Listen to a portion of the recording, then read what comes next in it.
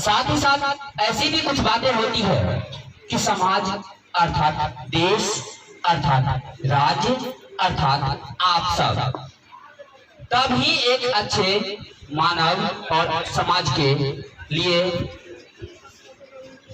एक धरोहर और समाज के कर्णधार होंगे जब आप में सही शिक्षा होगी।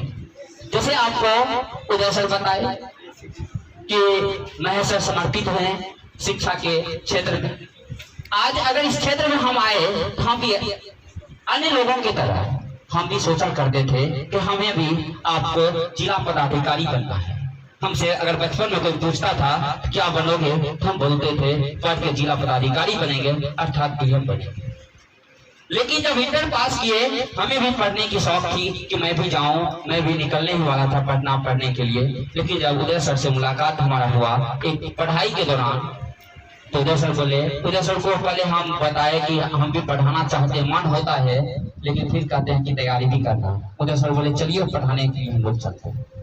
जब मैं पढ़ाना प्रारंभ किया तो पता नहीं कि मेरा दिल इस बात को मानने से इनकार कर दिया कि मैं एक अगर डीएम बनूंगा, मैं एक आपको कोई किसी भी पद पे जाऊंगा तो सिर्फ उतने ही क्षेत्र के लोग हमें जान पाएंगे, उससे ज्यादा तो किसी कोई व्यक्ति हमसे न ताल्लुकात रख पाएगा न जान पहचान हो पाएगी। लेकिन अगर शिक्षक पद पर हम रहेंगे तो पूरा समाज, पूरा आपको राज्य और पूरा देश और यहाँ तक कि पूरा विश्व भी हमें जान सकता है। इसलिए मैं समर्पित हो गया। जैसे आपको सौरभ सर बताए कि आर्ट्स की जो आपको ये क्षेत्र में महेश सर आज अपना योगदान दिए हैं। सहरसा में आज अगर आर्ट्स की क्लास चलती है तो उसमें अगर आपको विशेष रूप से अगर क्लास आपको विधि व्यवस्था के साथ प्रारंभ हुई है तो आपको हमारा नाम लिया गया। ये सच है कि जब मैं आपको इंटर पास किया था तो हम भी साइंस के स्टूडेंट थे। हमारा भी आपको सोच था कि मैं साइंस अर्थात मैथ पढ़ाऊं। मैं मैथ पढ़ाना प्रारंभ किया था। जब शुरुआती दौर में मैं पढ़ा रहा था मैथ और हिस्ट्री पढ़ाता था। लेकिन जब मैं आपको 2 साल ही पढ़ाया था तो मैंने देखा, पूरे क्षेत्र परिभ्रमण किया तो परिभ्रमण में हमें लगा कि आर्ट्स की कोई क्लास नहीं है। इस क्षेत्र में मैं अपना नाम कम समय में अर्थात कम समय में लोगों के बीच लोकप्रिय बन सकता हूँ। मैं पूरी लगनशीलता के साथ, पूरी मेहनत के साथ आपको पढ़ना और पढ़ाने का कार्य प्रारंभ कर दिया।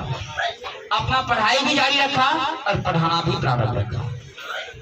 जब मैं इस क्षेत्र में आपको पूर्ण रूप से समर्पित हुआ तो आज आप देखते हैं कि आपके समाज के बच्चे, आपके क्षेत्र के बच्चे और आपके विभिन्न आपको जो कोसी की ये धरती है, कोसी के विभिन्न आपको जिलों से जो आपको बच्चे इस कमिश्नरी में आके पढ़ने आते हैं, इस कमिश्नरी में आकर के वो अपने अपने जिलों में जाकर जिला का टॉपर भी बनना प्रारंभ कर दिए। हमारा एक सपना है, वो सपना है राज्य टॉपर बनाना।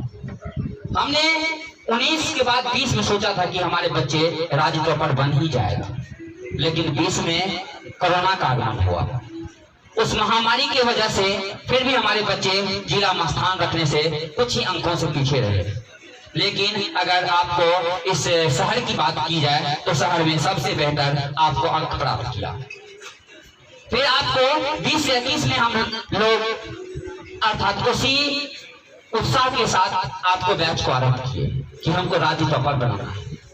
जब हमने बैच प्रारंभ किया फिर कोरोना का दस्तक, फिर कोरोना ने बैच को बंद करने के लिए मजबूर कर दिया।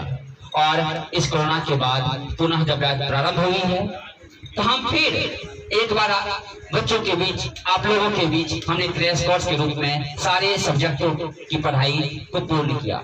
जो आप भी जानते हैं, अगर आपको विभिन्न प्रकार की प्रश्न अगर आपके बीच रख दी जाए तो मैं भी मानता हूँ आप 70% से ज्यादा प्रश्न का हल नहीं कर पाएंगे। लेकिन हम करें क्या, हमारे पास समय का अभाव था और आपको भी समय का अभाव था। क्योंकि इस शहर में, इस अगल बगल, इस मोहल्ले में जो आपको बहुत सारी संस्थान चलती है, वो संस्थान आपको क्रैश कोर्स के रूप में ही पढ़ाया करते हैं। वो कहेंगे आपको कि हमारा सिलेबस पूर्ण हो गया और आप कहिएगा कि हमारा सिलेबस अभी बहुत पीछे चल रहा है। तो आपको भी थोड़ा सा जो उत्साह होता है वो आपको खत्म हो जाती है कि हम तो तैयारी कर रहे हैं, हमारा सिलेबस कब खत्म होगा, सर दिसंबर में जाके खत्म करेंगे, जनवरी के बाद अर्थात फर्स्ट वीक फरवरी में परीक्षा हो जाएगी, हम आपको उस चीज का रिवाइज कब करेंगे। इसीलिए हमने सोचा कि सबसे पहले अब की बार हम नए तरीका से क्रैश कोर्स ही पहले समाप्त कर देते हैं। तो क्रैश कोर्स के रूप में जब हम आप लोग की पढ़ाई को समाप्त किए, तो अब हमारी एक नई पुनः फिर सोच आई कि अब हमारे पास 5 महीना हमारे लिए बहुत आपको ज्यादा वक्त है, कम नहीं है। क्योंकि अगर हम लोग 3 घंटे नहीं, अगर 4 घंटे मेहनत करें और अगर हम लोग घंटों को मिनट समझकर मेहनत करें, यानी हम लोगों को आप भी जानते हैं कि कक्षा में अगर आपको 2 घंटे की क्लास होती है तो पता नहीं चलता 2 घंटा कैसे बीत जाता है। जब पढ़ाई हो रही होती है तब की मैं बात करता हूँ। अब जिस दिन पढ़ाने की मन ना हो और आपको पढ़ने की मन ना हो, उस दिन तो समय बीतता ही नहीं है। लगता है कि वो वक्त कब बीत जाए, कब आपको 9 से 12 हो जाए या 6 से 9 बज जाए।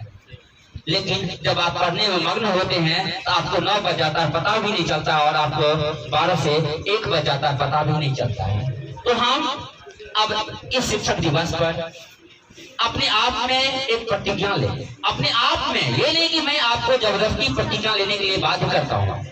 आपको अपने आप में प्रतिज्ञा लेना होगा कि जिसके जन्मदिन पर आप शिक्षक दिवस मना रहे हैं, वो व्यक्ति आपको अपने आप में एक मिसाल है, वो हमारे लिए एक मिसाल बन गए हैं, क्योंकि हम उनके जन्मदिन पर शिक्षक दिवस मनाते हैं, क्योंकि उससे सीखने के लिए मनाते हैं। वो शिक्षा या उनकी उन गुणों को सीख करके अपने आप में उतारने के लिए, यानी अपने आप में उतार करके समाज में हम भी देखना चाहते हैं कि जब राष्ट्रपति राधा कृष्णन एक पूजनीय है हमारे समाज के लिए, हमारे देश के लिए, तो मैं क्यों नहीं उसके जैसा बन सकता हूँ। वो भी एक माँ के गर्भ से जन्म लिए, लेकिन दुर्भाग्य था उनके लिए कि उनका बहुत कम उम्र में, अर्थात जिस उम्र को आप पार कर चुके हैं, यानी आपको किशोरावस्था का जो शुरुआती दौर था उनका, यानी 14 वर्ष में उनका शादी हो गया था। शादी एक बंधन उस समय में थी, बंधन जो जिम्मेदारी का बंधन होता है, क्योंकि शादी का मतलब बंधन के साथ आपको जिम्मेदारी। जब किसी व्यक्ति का शादी होता है तो उन्हें जिम्मेदारी अर्थात जिम्मेदार व्यक्ति माना जाता है, क्योंकि उनको परिवार का जिम्मेदारी रखना होता है। परिवार में किस चीज की कमी हुई, किस चीज को कैसे पूरा करना है, इस जिम्मेदारी का वहन करना होता है। लेकिन उनकी जो पत्नी आपको उनको पूरा सहयोग करके, अर्थात पत्नी भी 10 वर्ष की, आप सोचिए जरा सा, 10 वर्ष की लड़की को क्या ज्ञान होगा, अर्थात वो बाल्य अवस्था में ही थी, क्योंकि बाल्य अवस्था को वो पार भी नहीं कर चुकी थी, जो बाल्य अवस्था पूर्ण रूप से सीखने का अवस्था होता है। उस अवस्था में आपको लड़का और लड़की का भी ज्ञान आज तो है, क्योंकि आज हम लोग पश्चिमी सभ्यता को भी अपने आप में उतार लिए हैं, इसीलिए आज हम लोगों को लड़का और लड़की का ज्ञान तुरंत अंतर कर लेते हैं, क्योंकि हम लोगों की मानसिकता आज खराब हो गई है। हम लोग समाज में चलते हैं, अगर भाई बहन भी साथ चलता है तो लोगों की सोच खराब है, लोग उसको भाई बहन के नजरिए से नहीं दिखता है, क्योंकि ये सारा देन अगर आज बात की जाए तो पश्चिमी सभ्यता का देन है। क्योंकि पश्चिमी सभ्यता की जो आज आपको विभिन्न प्रकार की मूवीज हमारे समाज में आया है, विभिन्न प्रकार की जो सीरियल आया है, ये सब दिन आज उसी का है। नहीं तो आज हम लोग अगर अपने समाज की बात करें और हम लोग अपनी सभ्यता और संस्कृति की बात करें तो हमें सिखाता था कि सब लोग आपस में मिलके रहेंगे, सब लोग आपस में मिलकर एक साथ आपको काम करेंगे। लेकिन आज नहीं कहा जाता ये बात, क्योंकि आज पड़ोसी के बच्चे से भी मिलने नहीं दी जाती हमारे माता पिता के द्वारा, क्योंकि पड़ोसी के बच्चे भी गलत शिक्षा उन्हें देते हैं। और वो गलत शिक्षा कहाँ से सीखे, तो वो सीखे विभिन्न संस्कृति अर्थात विभिन्न आपको पश्चिमी सभ्यताओं से। साथ ही साथ आपको अगर एक अपना लक्ष्य प्राप्त करना है, अपनी मंजिल प्राप्त करना है, जैसे आपको सौरभ सर बोले कि मैं सर समर्पित हैं, आपको उदय सर बोले समर्पित हैं शिक्षा के क्षेत्र में, हाँ मैं मानता हूँ।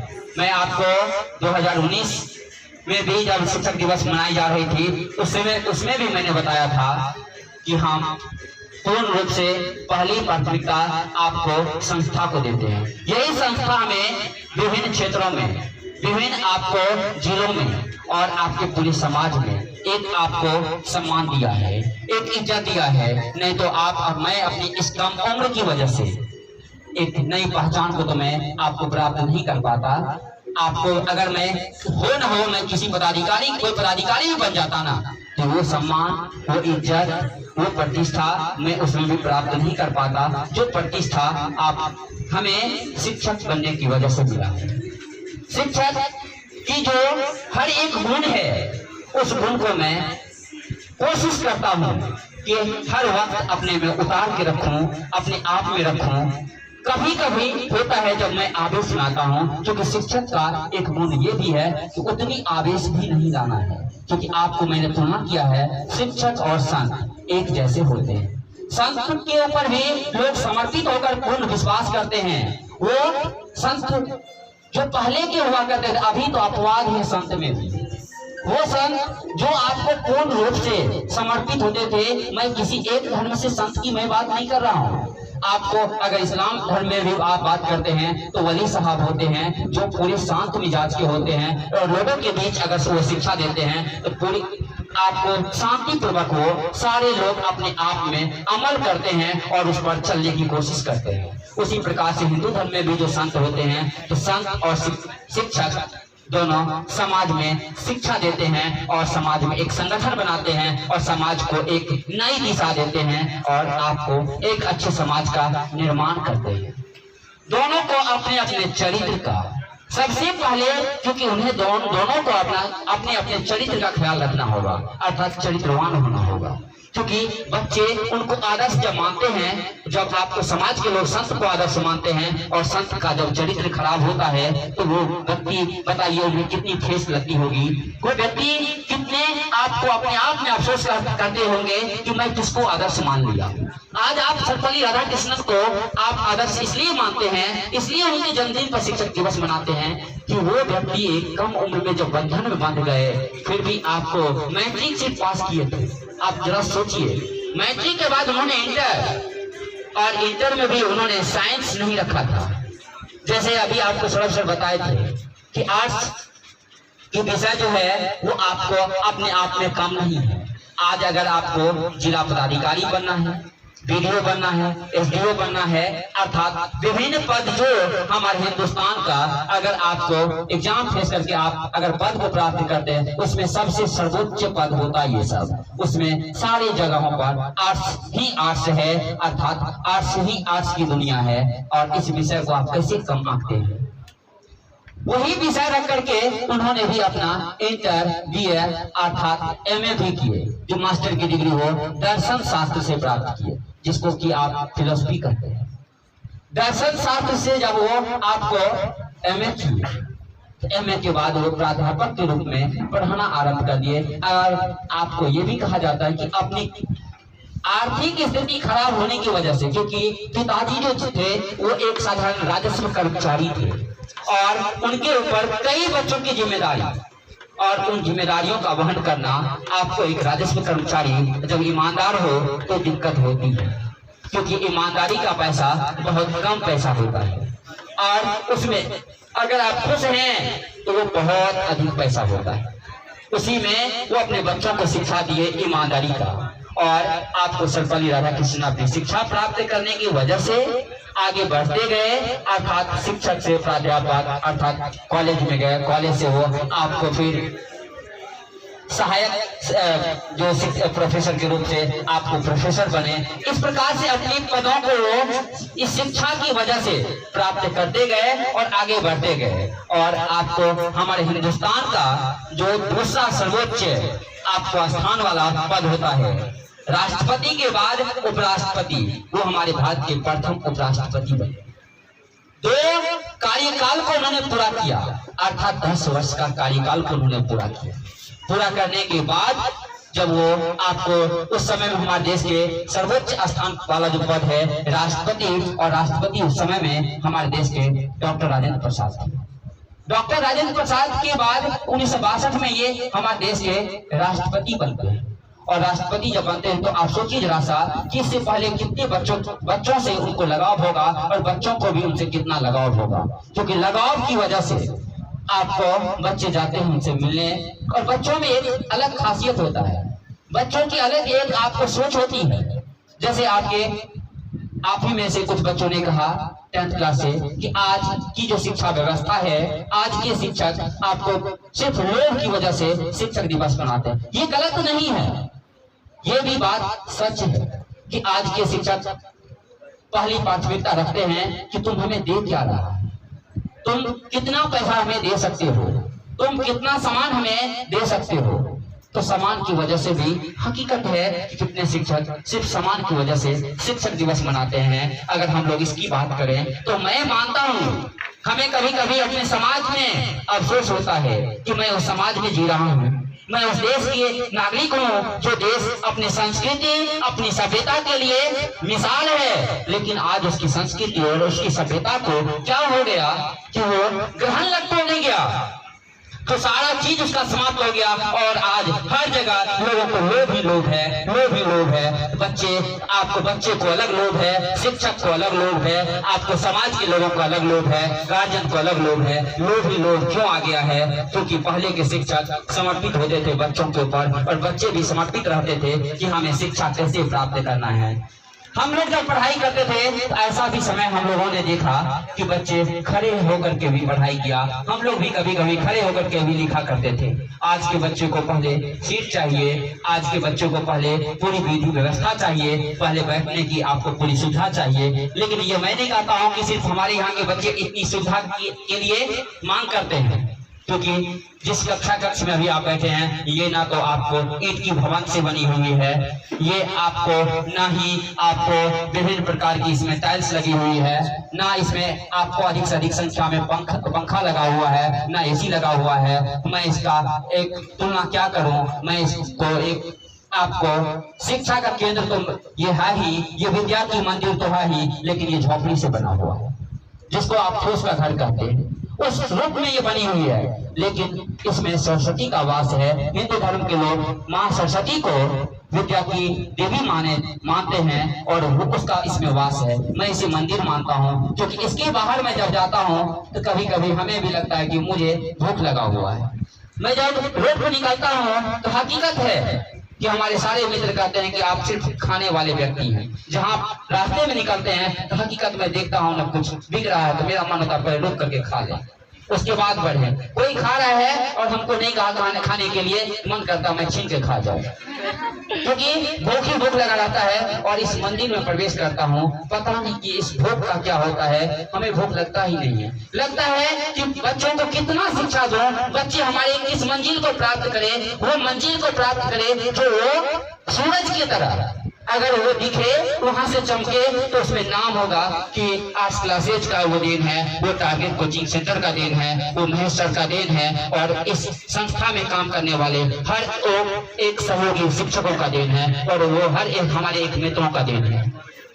हम इसी लालसा में रहते हैं, इसलिए समर्पित हो जाते हैं। हम इस शिक्षक दिवस के अवसर पे आप लोगों को एक और नई बात आप लोगों के बीच बताना चाहते हैं कि आप अपने लक्ष्य के लिए जब तक समर्पित नहीं होइएगा, जब तक आप अपने लक्ष्य के लिए सभी को छोड़िएगा नहीं। छोड़ने का मतलब ये नहीं कि आप अपने माता पिता से बात ना करें, अपने आपके भाई बहनों के बीच ना रहें। सब छोड़ने का मतलब होता है कि उन लोगों से ये दूरियां बनाएं कि पहली प्राथमिकता पढ़ाई से हमें सब कुछ मिल सकती है। एक कहावत है कि जब दो बच्चे पढ़ाई प्रारंभ किया ना, एक बच्चा ने कहा कि हम पैसा से हर चीज को खरीद सकते हैं, और एक ने कहा नहीं, हम पहले शिक्षा प्राप्त करते हैं और शिक्षा से हम सब कुछ को प्राप्त कर सकते हैं। दोनों अलग अलग दिशा में चले। एक ने इतना धन संपत्ति कमाया, इतना धन संपत्ति कमाया कि उसका तुलना आप नहीं कर सकते हैं कि वो हमारे इंडिया के सबसे अमीर आदमी मुकेश अंबानी से भी उसकी तुलना की जा सकती है। लेकिन एक ऐसा वक्त आता है कि एकाएक सारा संपत्ति, क्योंकि आपको धन की जो देवी माँ लक्ष्मी को मानी जाती है वो किसी का नहीं होता है। जो इसका सम्मान करता है वो उसके घर में वास करते हैं, और वो जो इसका सम्मान नहीं करते हैं आपको, वो उसके घर में वास कभी नहीं करती है, एकाएक चली जाती है। तो आपको जो व्यक्ति ने पूरा धन संपत्ति कमाया, उन्हें घमंड हो गया अपने धन पर, और वो धन चंद मिनटों में कभी बाढ़ आने की वजह से, तो कभी भूकंप आने की वजह से, कभी सुनामी आने की वजह से समाप्त हो जाता है। लेकिन वो व्यक्ति जिन्होंने सिर्फ शिक्षा को ही अपना धन माना था, वो न बाढ़ आने से समाप्त होती है, न भूकंप आने से समाप्त होती है।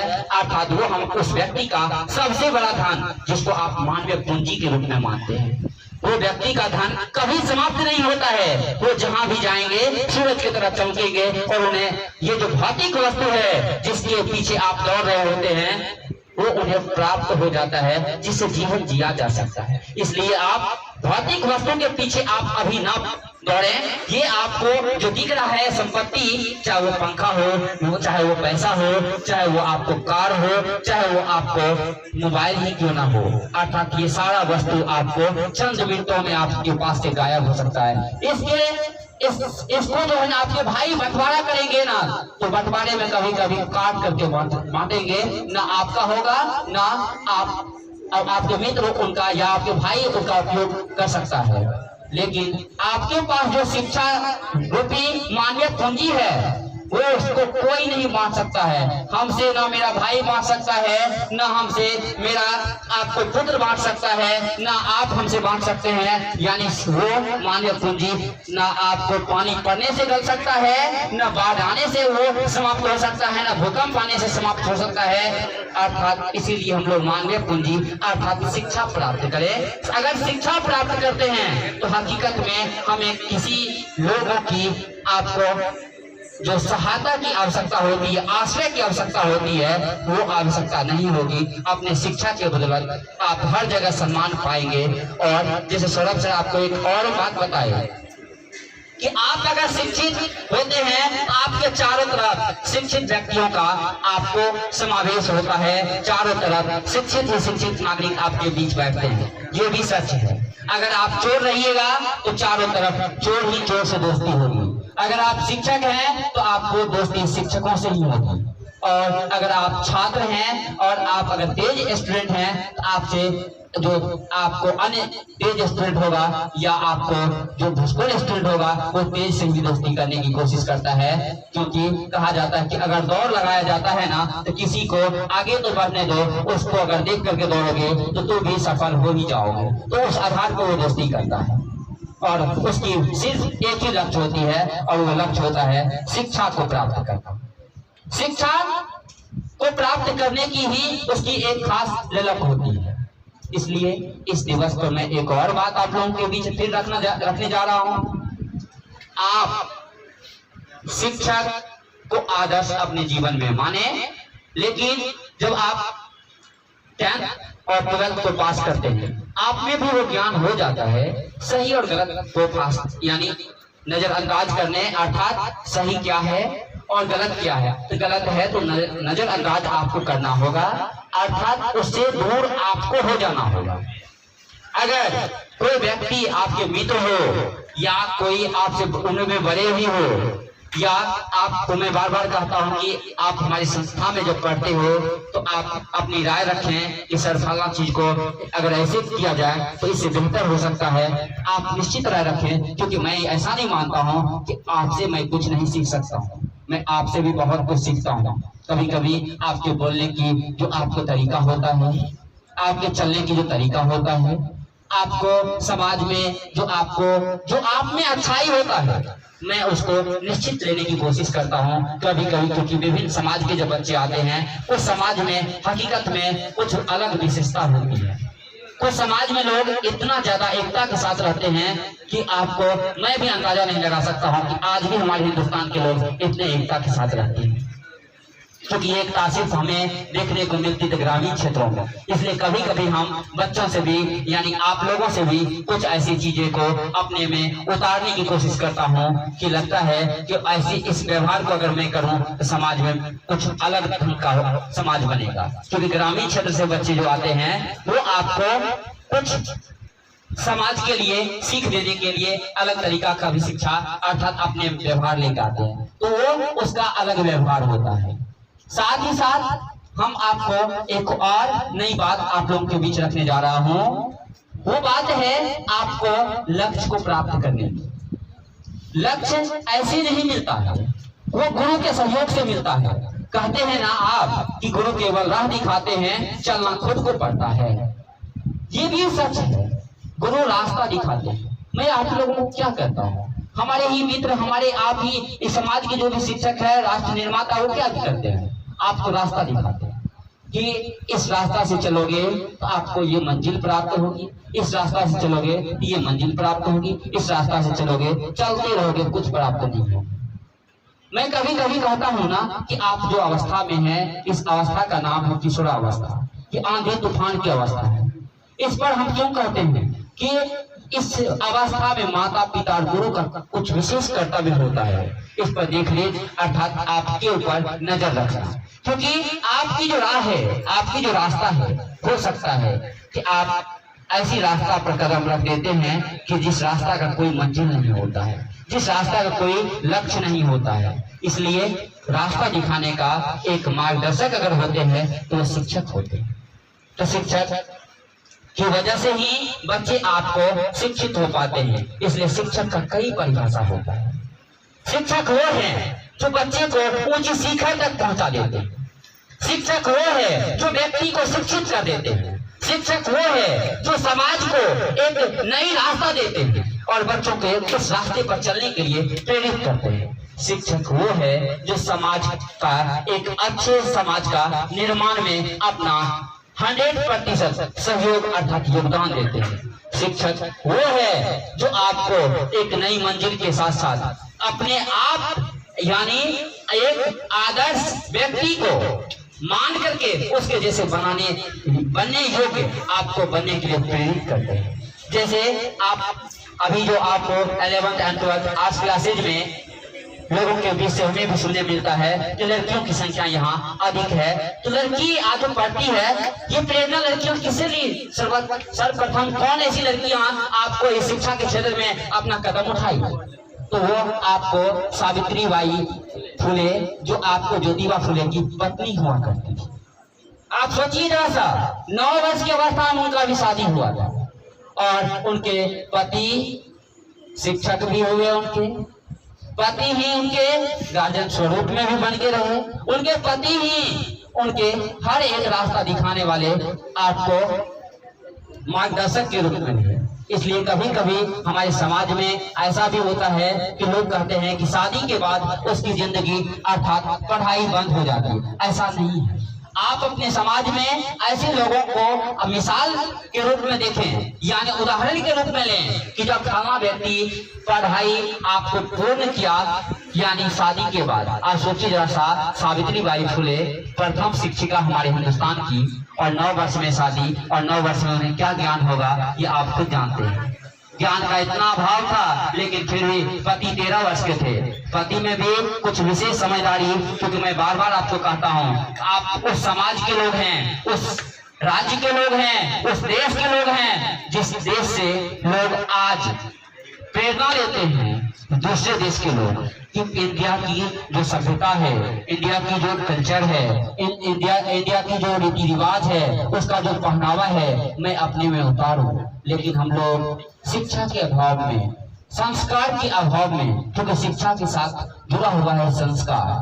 आप महात्मा गांधी को भी जानते हैं, जिन्होंने कहा था कि वर्तमान शिक्षा व्यवस्था हमें बौना बना दिया।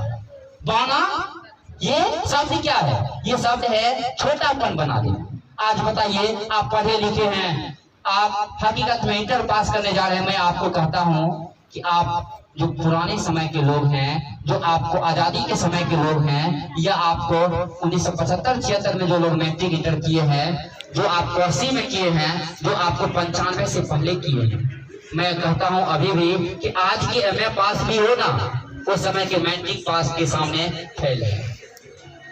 तो उस समय में मैट्रिक तक की भी जो पढ़ाई होती थी, वो पूर्ण शिक्षा दिया जाता था, संस्कार के साथ हर एक ज्ञान दी जाती थी। आज अगर ज्ञान की बात की जाती है तो बच्चे कहते हैं कि शिक्षक हमारे बीच गप देने आते हैं, इसलिए इस शिक्षक के पास नहीं पढ़ना है। ये शिक्षक हमें पढ़ाते कम है, हम लोगों के बीच गप ज्यादा देते हैं, जिस वजह से हम लोगों के समाज में लोग अर्थात बच्चे असंस्कारिक रूप में समाज से अर्थात संस्था से निकलते हैं और वही से बच्चे शिक्षक का ना सम्मान करते हैं, जो शिक्षक ने उन्हें खुद सम्मान की बात सिखाया ही नहीं। क्योंकि यहाँ पे मैं मानता हूँ कि शिक्षक का भी कुछ ना कुछ आपको दोष है, क्योंकि उन्होंने उनको वो चीज सिखाया ही नहीं जो चीज उन्हें सिखाना चाहिए था, कि माता पिता और आपके गुरु आपके ऐसे आपके जीवन के निर्माण में सहयोग किए हैं, आपके जीवन को बनाने में सहयोग किए हैं, तो उसका किस प्रकार से आप इज्जत करें, आप उसके आभारी हैं। आप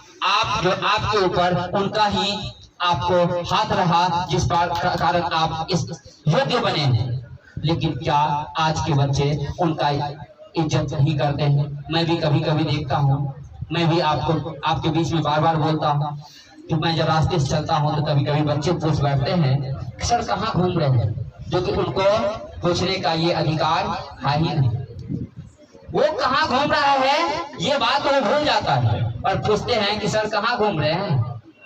सोचिए, यहाँ भी शिक्षा तो है उनमें, वो शिक्षा कौन सा शिक्षा जिसको आप अक्षर ज्ञान की शिक्षा कहते हैं, वो है जो अक्षर ज्ञान आज के मानव को बौना बनाता जा रहा है। आज के मानव को इतना छोटापन बना दिया है, जो सिर्फ लक्ष्य की प्राप्ति के लिए वो शिक्षा नहीं है, वो सिर्फ आपको आजीविका को प्राप्त करने के लिए वो शिक्षा है। मैं आपको इस शिक्षक दिवस के अवसर पे मैं आपको एक प्रतिज्ञा लेने के लिए कहता हूँ, आप वो शिक्षा प्राप्त करें सिर्फ आजीविका के लिए नहीं, आप अपने जीवन के लक्ष्य, आप मानव हैं, मानव का कर्म, मानव हैं, पशु से अलग हैं, इतने लाख योनियों में आप सबसे सर्वोत्तम हैं, आप इस समाज में मिल करके चलने के योग्य हैं, आप इस समाज को चलाने की योग्यता रखते हैं। तो वो शिक्षा के बिना संभव नहीं है, और शिक्षा देगा कौन? तो शिक्षक देंगे। इसलिए कभी कभी ऐसा हम अपने आप में दुख व्यक्त करते हैं कि हमारे समाज में ऐसे ही शिक्षक अब हो गए हैं जिन्हें शिक्षा से कोई मतलब नहीं है, उन्हें कभी कभी सिर्फ पैसों से मतलब है, उन्हें सिर्फ अपने पैसा प्राप्त किया, जब तक पैसा प्राप्त नहीं करता है वो तब तक, बाबू तुम अभी तक पैसा जमा नहीं किए हो, तुम्हारा ये चैप्टर मैं कल से पढ़ा दूंगा। आप जानते हो ना कि मैं छुट्टी नहीं देता हूँ, शहर में सबसे कम छुट्टी देने वाले शिक्षकों की अगर गिनती होती है तो मेरी होती है। इस प्रकार से प्रलोभन दे करके वो पैसा को जब प्राप्त कर लेते हैं, जब पैसा प्राप्त हो गया उनका पूरा फी, तो आप कब आते हैं और कब नहीं आते हैं, आपका घर कहाँ है और आप किस जिला से आए हैं, ये सारे चीज भूल करके वो शिक्षक सिर्फ कहते हैं कि तुमको तो बुलाए थे, तुम आया ही नहीं, वो चीज खत्म हो गया, अब मैं तुझे नहीं बता सकता हूँ। तो ऐसी विधि व्यवस्था जो मैं देखता हूँ तो मुझे बहुत अफसोस होती है, क्योंकि बच्चे जो है ना शिक्षक को आदर्श मानते हैं, और सब बच्चे तो मानते ही नहीं, क्योंकि उसमें संस्कार का अभाव दिखता है। तो आप ये दिवस मनाते हैं कि उनसे, उस महापुरुष से, डॉक्टर सर्वपल्ली राधाकृष्णन के उस जीवन से, उस व्यक्ति को आदर्श मानकर उसके उन शिक्षित वाली जो आपको वाणी है, उनका जो महत्वपूर्ण विचार है उसको अपने में उतारें, साथ ही साथ आप उसके जैसे बनने की कोशिश करें। बनने की जब आपकी इच्छा होती है, आपकी इच्छाएं होती है, आपकी सोच होती है, आप निश्चित करते हैं, आप में कोई कोताही नहीं है। क्योंकि मैंने ऐसे बच्चों को देखा है जिन्हें ना कुछ लिखने आता था ना पढ़ने आता था, लेकिन जब उसमें लगनशीलता हुई तो आपको विभिन्न विषयों पर इतना ज्यादा उनको आत्मविश्वास हो गया कि वो 10th लेवल तक की आपको संस्था में, विभिन्न संस्थाओं में जाके वो पढ़ा भी सकता है। साथ ही साथ ऐसे भी कुछ बच्चे हैं जो सिर्फ आपको विद्यालय जाते हैं बैठ करके आने के लिए, वो सिर्फ विद्यालय में आपको शिक्षकों को देते हैं पैसा अपना समय को व्यतीत करने के लिए। हम ऐसे बच्चों को अपने यहाँ बैठने ही नहीं देते। हम इसलिए आप लोगों को भी बार बार कहते हैं कि हम 50 रुपया आप लोगों से फाइन की व्यवस्था रखते थे, क्योंकि कोरोना काल में बच्चों की आर्थिक स्थिति माता पिता की खराब हो गई, जिस वजह से बच्चे नहीं दे पाते। कभी कभी अफसोस होता है कि ये फाइन मैं लगाता हूँ तो बच्चों को लगता है कि सर को इससे फायदा है, आर्थिक फायदा हमको है, लेकिन आपको वो भौतिक वस्तु है, हमें सिर्फ मिलती है वहां से भौतिक, लेकिन आपको मिलती है मानवीय। जो मानवीय ना बांट सकता है आपका कोई, ना आपको धूल उसमें पड़ सकता है, ना बाढ़ आने की वजह से वो समाप्त हो सकता है, वो मिलता है। इसलिए इस चीज को भी आप अपने जीवन में आदर्श माने। कल आप भी अगर समाज में अगर आप किसी को शिक्षा देते हैं तो इन सब बातों को भी आप निश्चित तौर पर सिखाएं, क्योंकि प्रतिदिन विद्यालय जाने से क्या मिल सकता है और क्या नहीं मिल सकता है। कभी कभी आपको लगता है कि अगर किसी विद्यालय की सबसे बड़ी संपत्ति प्राप्त करने जाते हैं तो विद्यालय में जानते हैं आप सबसे बड़ी संपत्ति क्या होती है? वो गुरु होता है, क्योंकि गुरु के बिना ज्ञान है क्या? इसलिए विद्यालय, इसलिए महाविद्यालय, इसलिए संस्थान, इसलिए मदरसा, इन सभी में सबसे बड़ी संपत्ति अगर होते हैं तो वो गुरु होते हैं। और गुरु ही व्यक्ति को अर्थात विभिन्न बच्चों के अच्छे व्यक्तित्व का निर्माता हो जाता है। तो संपत्ति का आप निश्चित तौर पर आप सम्मान करें, आप उनको इज्जत दें, आप समाज में उनके जीवन को आप अपने आप में भी उतारने की कोशिश करें।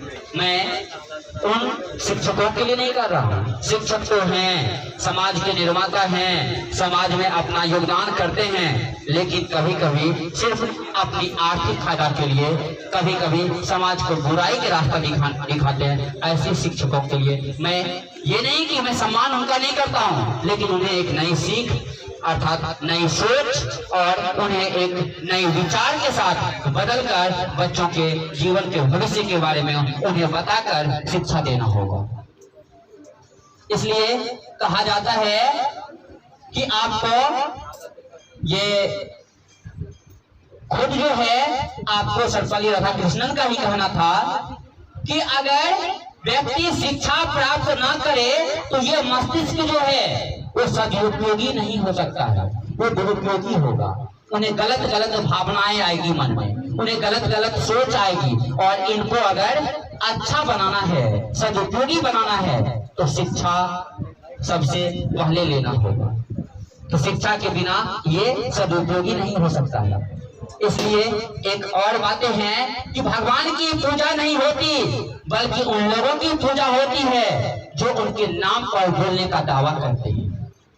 अब यहाँ पर एक हम इसका अर्थ आपको देते हैं कि भगवान का पूजा तब होता है जो बीच में, जो आपने विभिन्न इतिहास में, आपको इतिहास में विभिन्न बिंदुओं में पढ़ा था कि ब्राह्मण बिचौलिए का काम अर्थात ब्राह्मण बीच वाले व्यक्ति बनकर के ईश्वर के बारे में लोगों को बताते हैं कि आप ईश्वर की पूजा करें, ईश्वर है कौन वो बताते हैं।